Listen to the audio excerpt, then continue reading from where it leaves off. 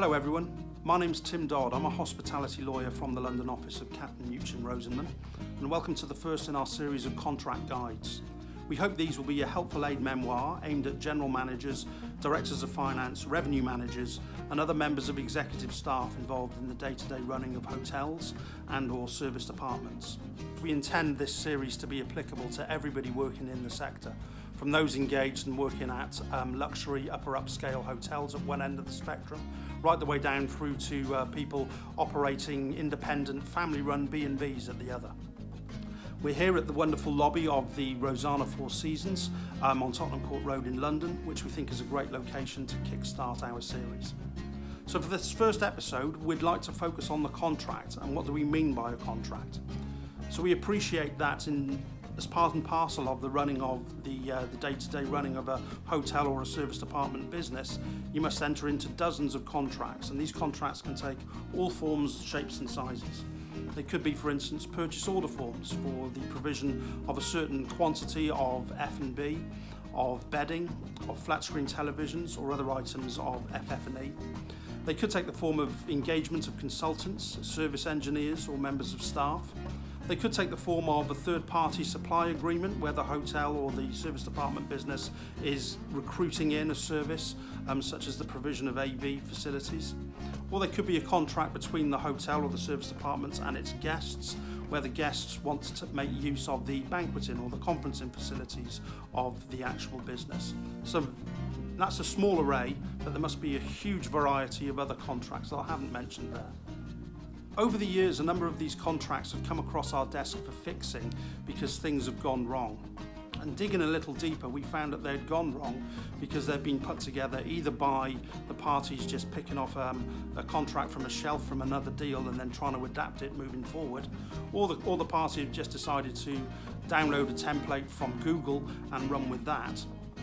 So in order to limit the number of nasty surprises that may jump out of your contracts in the future, and also to provide you with a basic toolkit for more confident and improved drafting moving forwards, we've designed this vlog series whereby each episode will focus on a certain aspect of a contract, the most important aspects that we feel your attention should be focused on, and also those aspects, as I say, which have come across our desk where we've most frequently had to fix. Well, the first critical point to be aware of is that in order to have a binding contract in place, you don't need to have a document that's signed by the parties. In fact, a contract doesn't need to be in writing at all. You can have a contract that would have been deemed to have been established by two people having a conversation over the phone or in person, where one person agrees to provide some certain goods or a service and the other person agrees to the timing and the pricing of the delivery of those goods or service, and there the contract would have been deemed to have been established. Secondly, you can have some parties who perhaps have had some oral agreements, and one of the parties has started to perform its obligations without actually having put anything in writing. And at that point, you could potentially argue that a contract would have been established. So therefore, from that point onwards, both parties need to proceed to perform their obligations under that agreement, or else run the risk of being in breach of contract and then the nasty repercussions of having to deal with dispute resolution, litigation, which could cause expense and obviously time delay. So a good tip to be aware of from the outset is in your email negotiations with your potential counterparties for various contracts, put in the subject box of the email, subject to signed contract. Make that perfectly clear. Subject to signed contract indicates that until a written contract has been agreed and signed by both parties, neither party intends to be legally bound by the contents of its emails, its correspondence and draft documents. So having subject to signed contract written on your emails and drafts is certainly very helpful.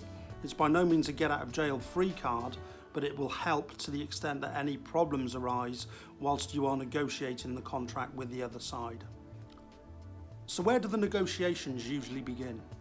Well, usually with a document called the Heads of Terms, which is also known as a term sheet, a memorandum of understanding, a letter of intent or a Heads of Agreement. And what this document is a 1, 2 or 3 page summary of the key commercial terms agreed by the parties up front before they start negotiating and drafting the contract. Now what these terms might be will be the parties to the contract what will be provided under the contract, the price that will be paid, the timing within which it's to be delivered, who will bear the insurance risk, and any other number of key considerations or key terms that the parties might wish to express up front. In general, the heads of terms will not be legally binding, except where the parties may wish certain provisions to be binding, such as confidentiality, exclusivity, governing law. And in this instance, it will be useful to write at the top of the heads of terms, subject to signed contract, except as where specifically stated in the document below. In order for a contract to be enforceable, it requires consideration. Consideration is the payment or value transferring between each party to the other. For instance, consideration under a contract for the purchase of mattresses between Party A and Party B would be Party A providing mattresses to Party B and Party B providing payment for those mattresses to Party A. There's the consideration, and that will constitute a legally binding contract. Sometimes parties may not be sure whether or not their contract has any consideration in there at all, and therefore they're a bit concerned as to whether the contract will be deemed to be enforceable. Now, in this instance, they could do one of two things. They could either execute that contract as a deed, under English law, the deed doesn't need to contain consideration in order for it to be enforceable, and the only thing that will be required will be some slightly more formal formalities for the parties to go through when signing the document. Or the second thing that it can do is that it can state in the agreement, Party A acknowledges that it has received a nominal consideration of £10 from Party B. Sometimes you may find that you need goods immediately, you may need works being undertaken immediately, and you just can't afford to wait for the contract to be agreed and entered into. So what should you do in order to protect your position if this is the situation? Well, it could often be sensible to either enter into a short form letter agreement, just a one-pager, just outlining the key areas that need to be addressed immediately, or to make the actual heads of terms themselves binding. If you decide to enter into the short form letter agreement, then that would need to state the parties to the letter agreement, what needs to be provided, what the term of this letter agreement will be, and what happens if the term of the letter agreement expires and the contract still isn't ready to be signed. In this instance, it would be sensible for the parties to agree on an extension, a simple extension via a statement of between the parties to extend this short form letter agreement.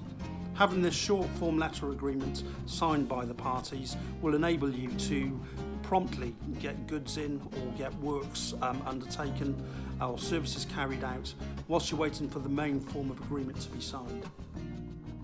In order for this variation agreement to be legally enforceable, it may be required that both parties provide fresh, new consideration to each other. So the parties may wish to skip around having to do this by entering into this variation agreement as a deed. So that brings us to the end of this vlog episode. I hope you've enjoyed it. I hope there have been aspects here that you can keep to hand and refer to when drafting your contracts moving forward. If there are any particular aspects of contracting that you would like us to devote future vlog episodes to, then please do reach out to me on the email address below. I will be back shortly with a new vlog episode, and I hope you can join me then.